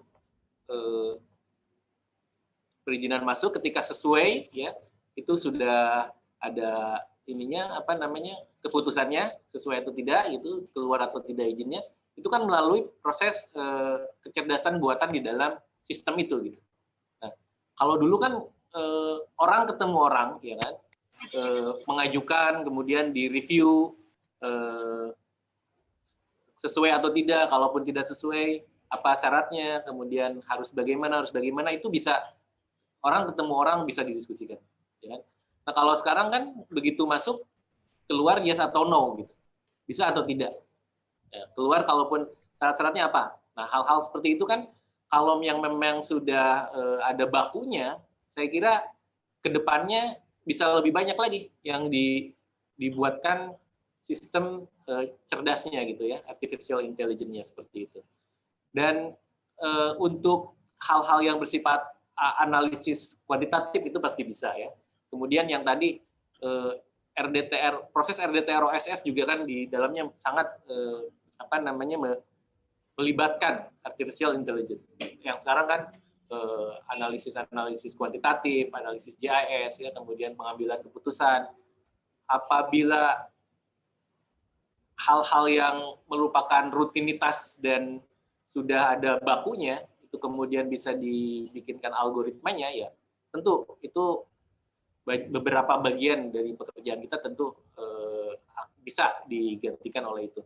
Tapi memang brainware-nya di belakang itu yang membuat itu ya tetap harus seorang planner lah. Logik berpikir yang mendasari sistem itu, algoritma itu tetap berdasarkan dari pemikiran seorang planner. Mungkin itu. Dan yang saya tahu memang di beberapa kementerian sudah dipikirkan hal itu gitu. Misalkan untuk analisis ini gitu ya, ada pakai sistem tertentu, dan sudah mulai tentu ke depannya bakal lebih banyak lagi gitu. Itu Mas Albi. Iya, baik Pak. Mungkin izin menanggapi juga Pak. Ya. Jadi kan seperti yang Bapak bilang tadi, kemungkinan gitu mulai masa sekarang kali ya sampai masa depan itu sekiranya banyak pekerjaan-pekerjaan yang dari segi plannernya itu mungkin sudah mulai digantikan oleh robot gitu. Misalnya bilang tadi kecerdasan buatan. Tapi ada nggak sih Pak sekiranya pekerjaan-pekerjaan yang maksudnya memang tetap harus membutuhkan orang itu, selain dari tadi brainware yang sekiranya dia ini programmer gitu, maksudnya memprogram pekerjaan tersebut. Apakah misalnya planner ini pun nantinya masih tetap bertahan gitu Pak, selain dari hanya menjadi programmer itu saja, ini itu Pak. Hal-hal yang bersifat visioning ya, jadi hal-hal yang bersifat pemikiran unik dari seorang planner atau human gitu ya, yang menjadi seorang planner, tentu itu yang tidak proses mekanistiknya bisa gitu ya, analisisnya, tapi pasca itu planningnya sendiri tetap saya pikir itu tidak bisa tidak bisa buatkan sistem yang generiknya gitu. Jadi itu yang harus dijaga gitu. Jangan sampai nanti sebetulnya secara teknis kan bisa aja. Misalkan kalau hasil analisis A, B dan C, maka skenario yang selanjutnya adalah X, Y, Z gitu. Itu kan sebetulnya secara teknikalnya bisa, tapi saya pikir itu harus di-cut di situ loh. Jadi hal-hal yang mekanistik ya itu bisa aja untuk mempercepat waktu, proses, mempermudah dan mempermurah biaya itu bisa dilakukan. Tapi ketika proses analisis terhadap hasilnya itu atau proses visioning dan penyusunan rencananya memang itu tidak bisa tergantikan. Saya kira memang harus tetap ada sense ya memang harus sense seorang plannernya tetap ada gitu. Mulai visioning, membuat visi, misi, kemudian membuat rencana sampai dengan rencana detail. Jadi mungkin yang lebih bisa tadi melibatkan kecerdasan buatan itu pada lebih pas di proses analitik ya, proses analisis dan mekanistiknya gitu. Itu mungkin pendapat saya. Oh iya Pak, baik Pak, mungkin sudah terjawab dari pertanyaan saya. Terima kasih Pak atas jawabannya. Ya, terima kasih. Dua pertanyaan terakhir Pak. Yang pertama itu dari Mbak Ayu. Mbak Ayu mau menyampaikan langsung, menarik ini pertanyaannya, tentang power IAP ke pemerintah. Mbak Ayu atau Bu Ayu? Iya Mbak. Ya, silakan. Oke, terima kasih Pak Dani. Saya mau izin bertanya. Ini kedengaran nggak suara saya atau putus-putus? Kedengaran jelas. Jelas. Oh iya. Baik, saya ingin bertanya terkait tadi meneruskan pertanyaan dari Mas Seto terkait peran IAP ya. Jadi di sini IAP sebagai wadah perencana gitu, sebagai kumpulan para perencana cukup memiliki power tidak atau jaringan yang kuat ke pemerintah pusat ataupun pemerintah daerah untuk membuat para planner-planner baru yang masih fresh graduate untuk dapat berkontribusi seperti contohnya IAP bisa nggak mendorong pemerintah ke semacam dulu pas ngasih masukan ke pemerintah soal Omnibus Law atau memberikan masukan dalam proyek bisa memakai jasa S1 atau S2 planologi yang baru lulus atau seperti itulah untuk dipekerjakan atau menggunakan jasa dari mereka. Mungkin seperti itu, Pak. Ya. Mbak Ayu, terima kasih pertanyaannya. Tentu alhamdulillah ya kalau jaringan di pemerintah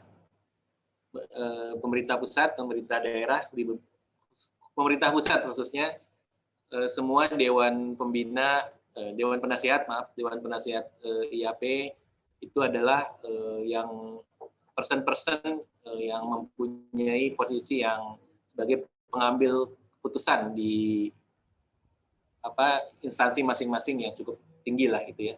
Misalkan dari Pak Dirjen ya di tata ruang, Dirjen Pengendalian Tata Ruang, kemudian juga di Sekjen Kemendagri, di Bappenas, bahkan Menteri Bappenas, Menteri ATR itu bisa kita akses dengan baik gitu ya. Jadi alhamdulillah organisasi kita memiliki jaringan network yang kuat di tingkat pusat pun di tingkat daerah ya.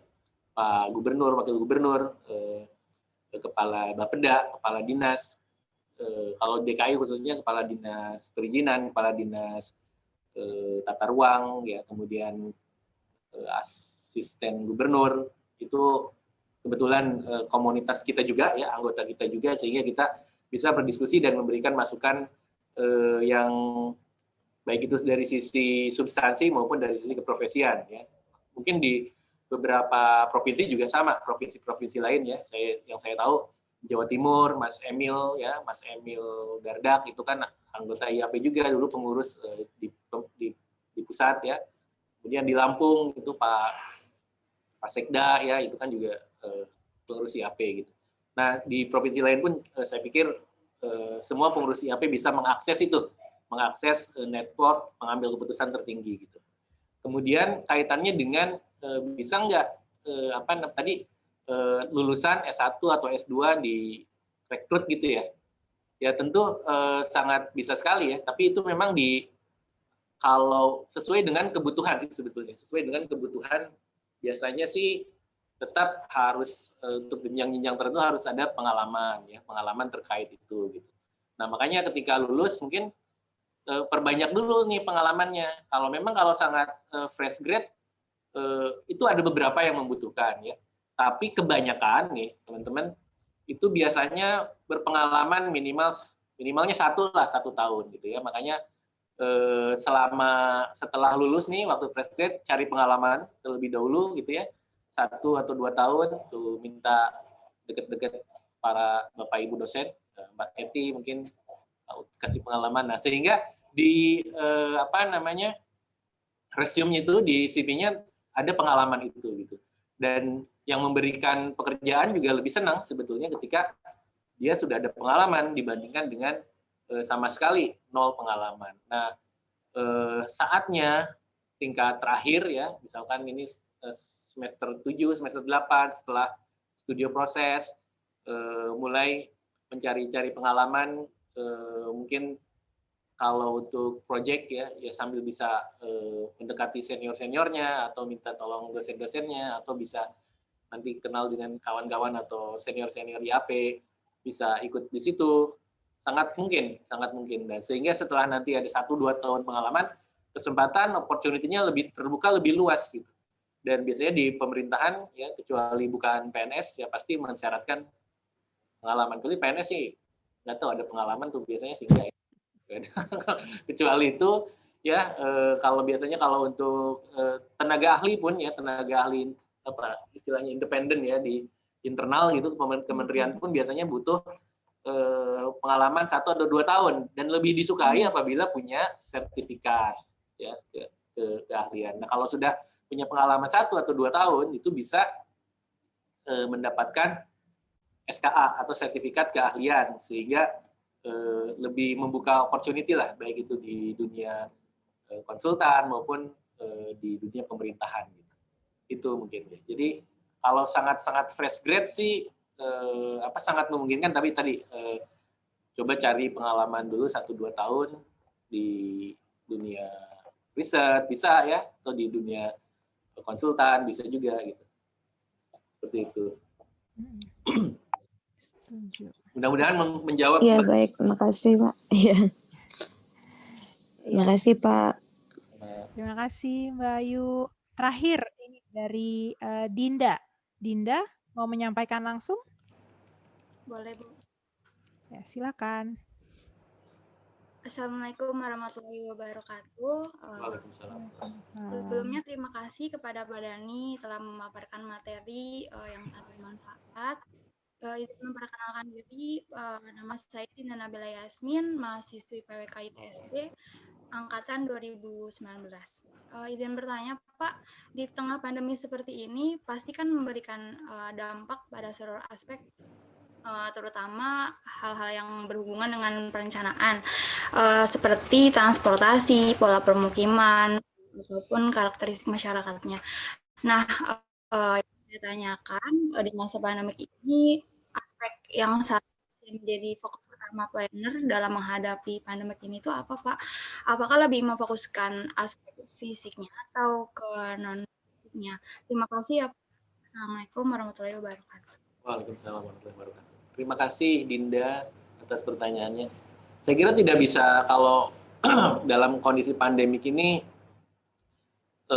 tidak bisa dilepaskan juga. Jadi kita tidak bisa dikotomi penting mana nih fisik sama non fisik gitu kan, nggak bisa seperti itu juga. Jadi dua-duanya harus sejalan.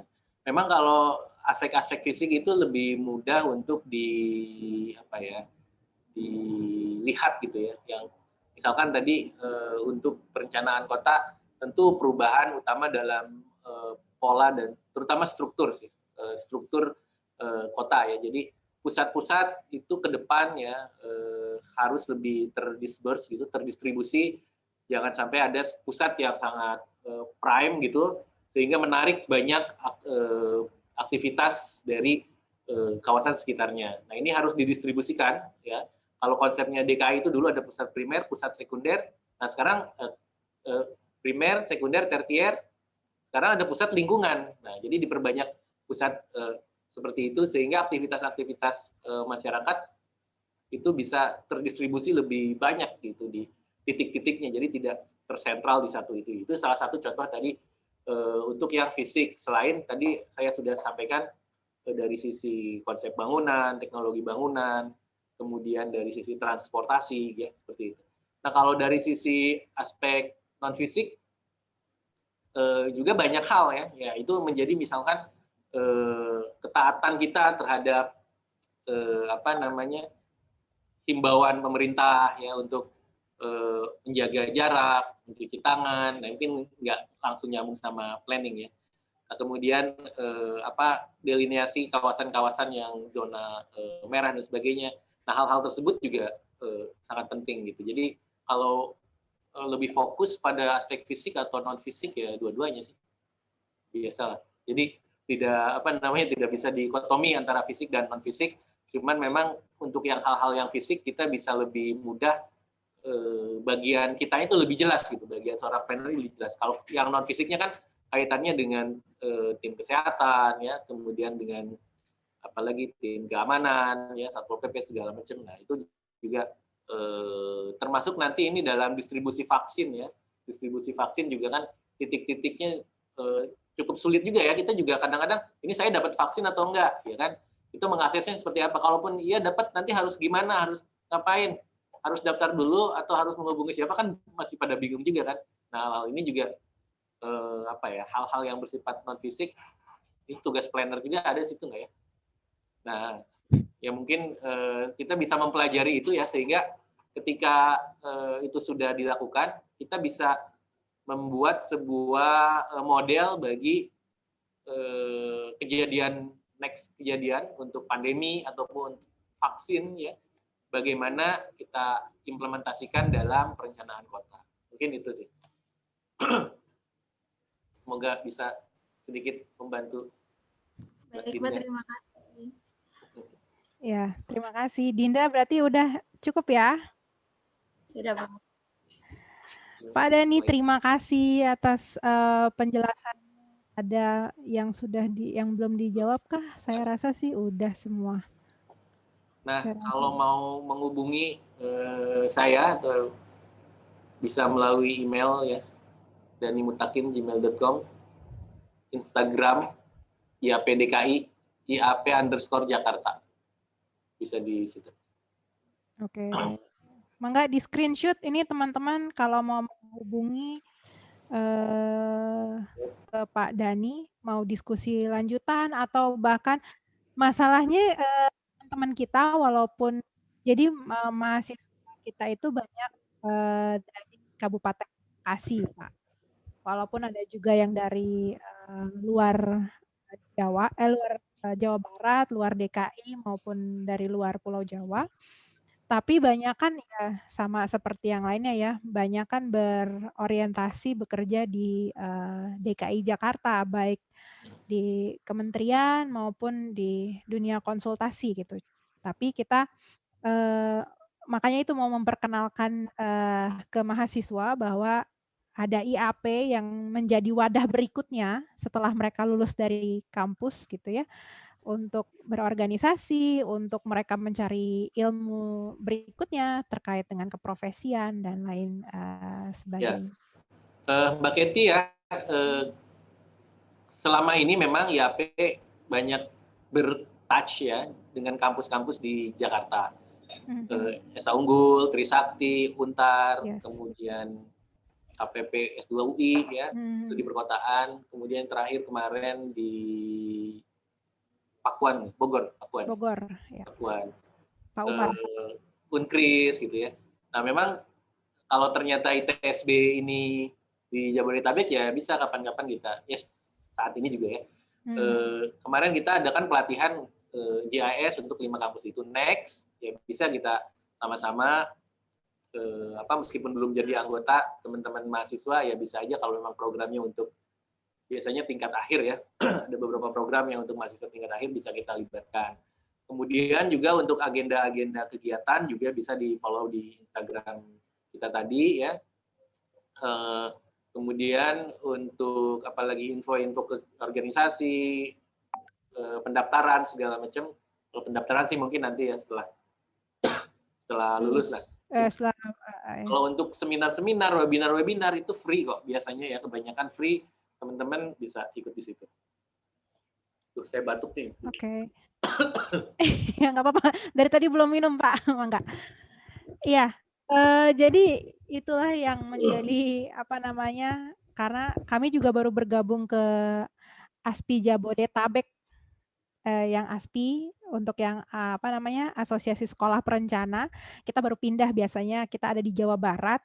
Kemudian saya melihat waktu itu saya yang mewakili pergi ke Pontianak untuk kongres. Saya melihat bahwa kita sebenarnya secara kedekatan kita ada di Provinsi Jawa Barat, tapi secara kedekatan kewilayahan kita kan berorientasinya ke DKI Jakarta gitu. Jadi beberapa tahun yang lalu kita juga sudah banyak berkomunikasi dengan Pak Diki waktu masih menjabat Ketua IAP Jawa Barat gitu. Kemudian untuk yang Pak Ijaz ini belum, untuk yang ketua berikutnya, tapi kemarin kami berdiskusi kayaknya kita coba komunikasi dengan IAP DKI karena di ASPI juga kita sudah mulai bukan bermitra ya, banyak berdiskusi lah, ikut-ikut webinar dari kampus-kampus lain sesama di Jabodetabek gitu. Walaupun kita back-nya back terakhir gitu ya, Kabupaten Bekasi, itu bukan Kota Bekasi. Tapi kan kita secara kewilayahan adalah satu kesatuan. Begitu Pak. Terima kasih atas undangannya. Memang kedepannya mungkin kami akan banyak kita akan banyak meminta tolong berkolaborasi dengan IAP DKI. Ya, mungkin ada sedikit hadiah oleh-oleh apa dari kami, Bu Ida. Bu Ida. Ya, Bu, Pak Dani, terima kasih. Ini sertifikat penghargaan dari kami atas partisipasinya sebagai sumber memberikan pencerahan bagi mahasiswa kami, juga peserta yang dari dari postingan IAP DKI, juga dari postingan ITSB, PWK ITSB,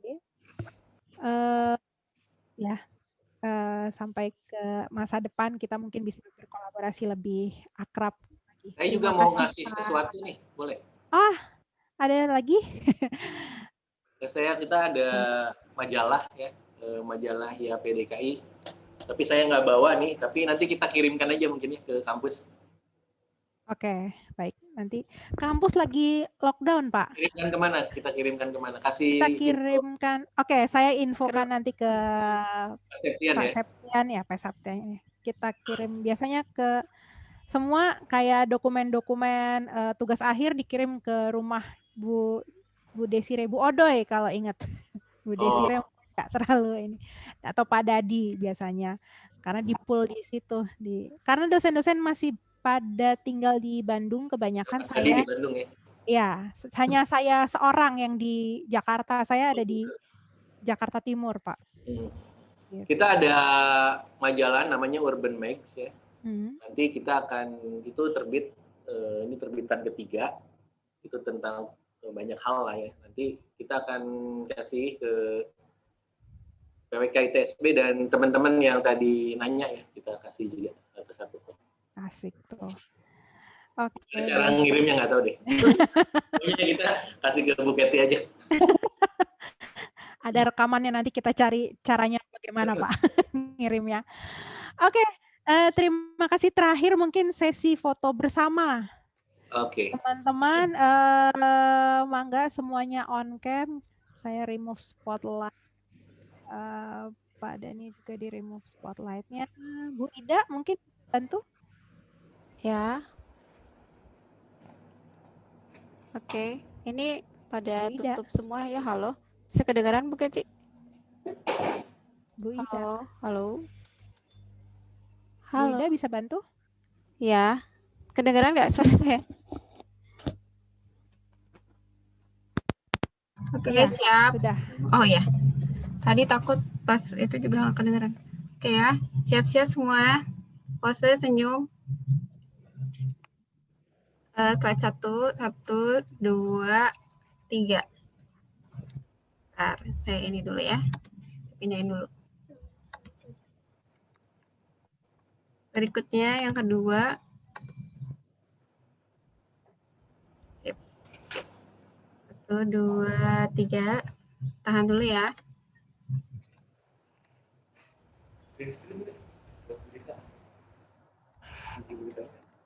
Yang ketiga, mulai banyak yang nutup nih. Oke.